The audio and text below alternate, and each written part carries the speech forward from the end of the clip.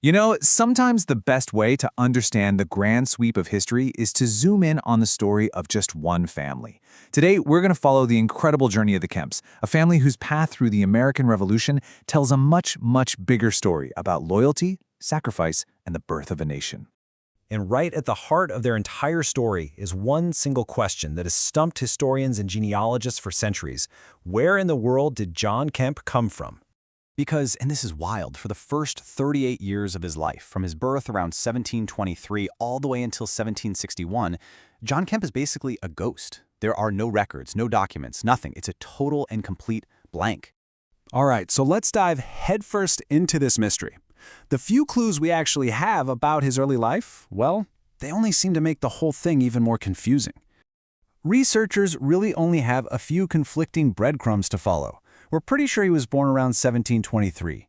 A single military record, just one, lists his origin as the country of Maryland. But what does that even mean? The American state of Maryland? A tiny township in New York also called Maryland? Or was it just a bad spelling of someplace in Europe? We honestly don't know. The most popular theory is that he might have been a British soldier who just decided to stay in the colonies after the French and Indian Wars, but that's pure speculation. The fog really starts to lift around 1760. This is where John's story truly begins to take shape, right in the middle of the bustling Albany and Schenectady area of New York. And then, all of a sudden, this man of mystery becomes a man of record. Around 1759, he marries a widow, Anna van der Bogart. In 1761, his name pops up for the very first time on the baptismal record of their son, Joseph.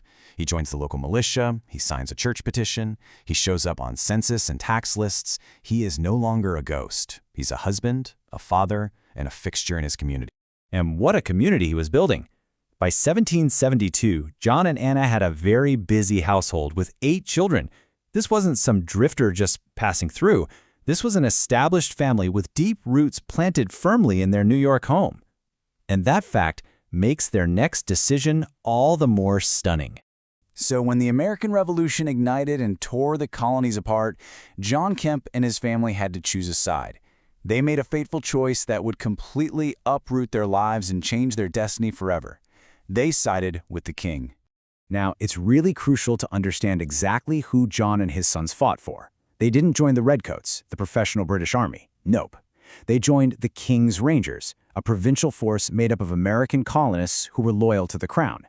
These guys were rugged scouts and frontier fighters who knew the local terrain inside and out, which made their service incredibly personal and incredibly dangerous. And get this, John Kemp was 57 years old when he enlisted. 57! At an age when most men were thinking about slowing down, he joined a physically demanding scouting unit. This wasn't a choice he made lightly. This was a decision that came from a place of deep, powerful conviction. And it's from this period that we get the one and only physical description of John Kemp that has ever been found. A military return from 1783 notes he was 5 foot 5 inches tall and 60 years old. After decades of being just a name on a page, this single line makes him feel real, a person you can actually picture, standing right there on the edge of history.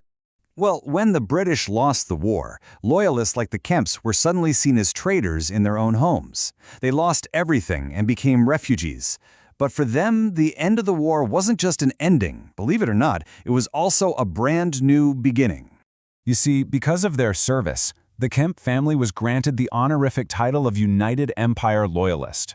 Now, this was not just some fancy name. It was an official recognition of their sacrifice, and it came with a life-changing reward.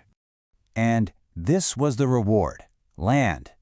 Each and every member of a United Empire Loyalist family was entitled to 200 acres of free land in what would soon become Canada. For a family that had lost absolutely everything, this was the chance to build a new future from scratch. And so, the Kemps packed up what little they had left and headed north. They became pioneers, carving out a new home in the raw wilderness of Upper Canada, the place we now know as Ontario. John didn't just sit back and wait either.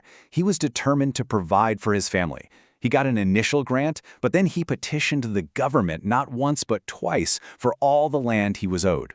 He was persistent, and it paid off, securing a total of 300 acres for them to build their new life on. In their new home, John and Anna lived out the rest of their days. Anna passed away in 1789, and John followed her about 5 years later, at the age of 72. They died not as refugees, but as landed pioneers who had successfully established their family in a new country. So you see, John and Anna didn't just survive, they laid the foundation for a whole new Canadian family line, one that would flourish for generations and generations to come. And flourish they did. Their children married, had large families of their own, and put down deep, deep roots in Upper Canada. John Jr. himself had 9 children and lived the incredible age of 93, a real testament to the resilience baked into this family. In the end, the Kemp family's personal journey is really a powerful miniature of a much larger movement. Their story reminds us that nations aren't just lines on a map. They're built by the cumulative choices and sacrifices of thousands of families. Their loss, their loyalty, and their determination to rebuild. That's the story of the United Empire Loyalists who helped forge the very identity of Canada. They chose a side, built a new home, and left a lasting legacy that helped shape a country. But that fundamental mystery we started with, it still hangs in the air. The family's future is crystal clear, but their patriarch's past, that 38-year blank, well, that may just be lost to time forever.